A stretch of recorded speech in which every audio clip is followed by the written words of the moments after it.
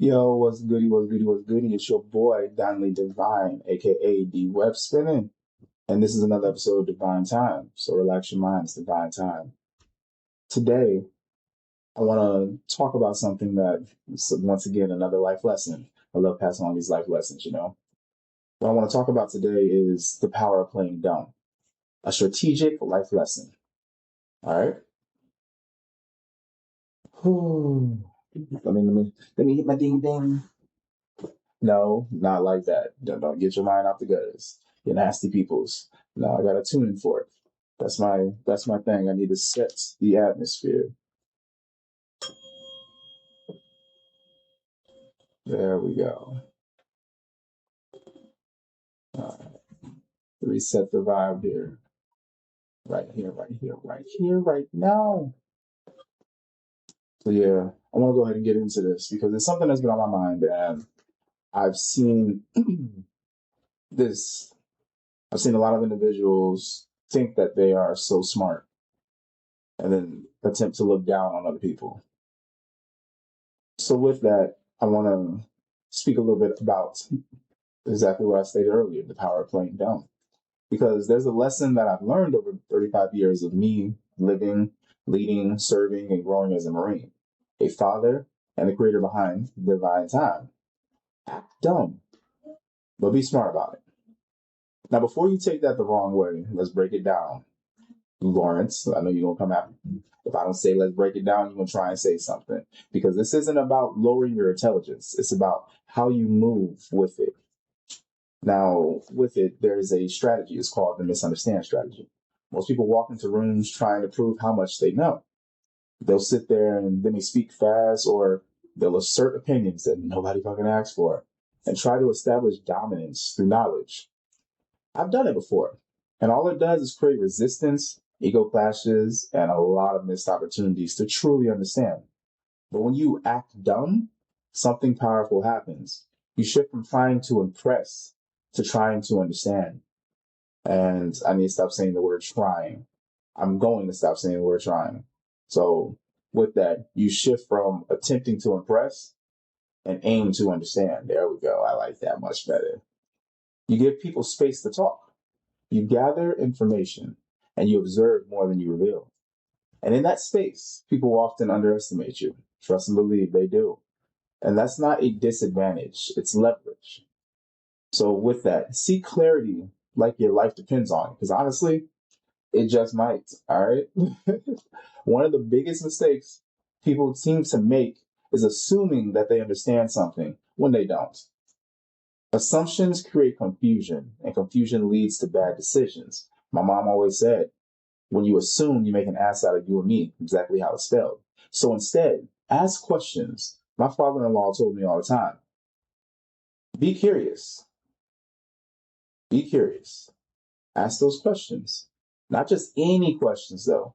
Ask clear, closed ended questions.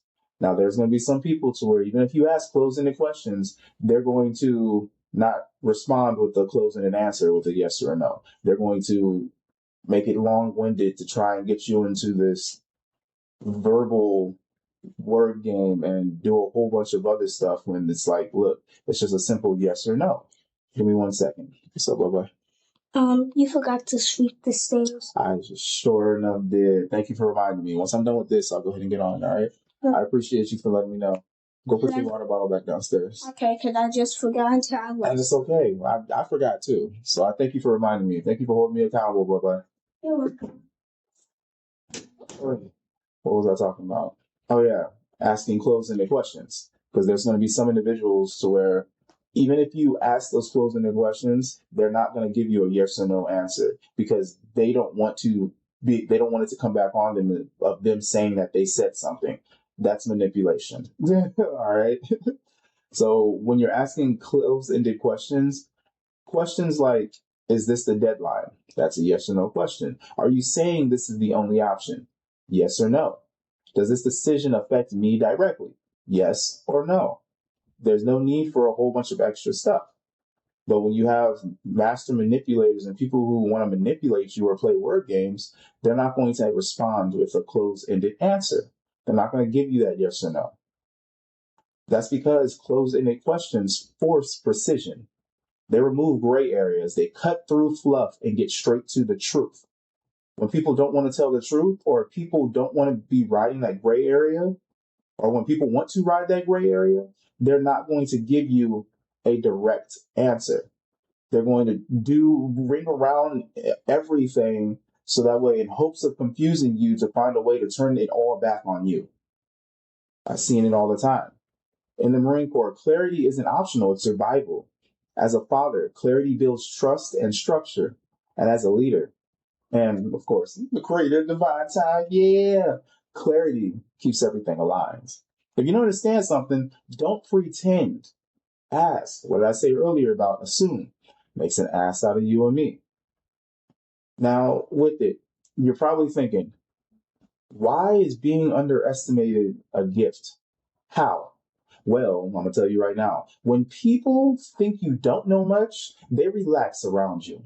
They reveal more than they should. They don't guard information the same way. They get comfortable because they think they're always a step ahead of you. That gives you insight. You start to see who really knows what they're doing, who's just talking, where's the real opportunities.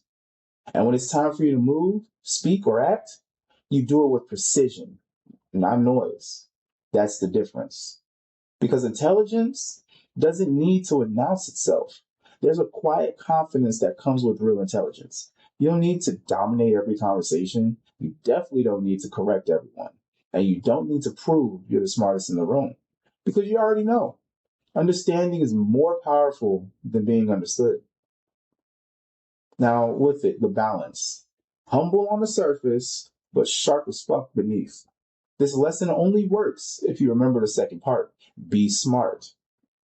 Acting unaware without actually thinking critically, that's just being lost. But choosing to appear less knowledgeable while actively learning, analyzing, and positioning yourself, that's strategy. That's discipline. That's power. So with it, in all honesty in life, the loudest person in the room usually isn't the most dangerous. It's the one quietly asking questions, paying attention, and moving with intention. So don't rush to prove yourself. Slow down. Ask, listen, learn. And when it's time, move smart. Now, this is a reminder I want you all to leave with if you don't leave with anything throughout this episode. You don't have to show your hand to win the game. Sometimes the strongest position is the one nobody sees coming. And with that, relax your mind. It's divine time. Deuces.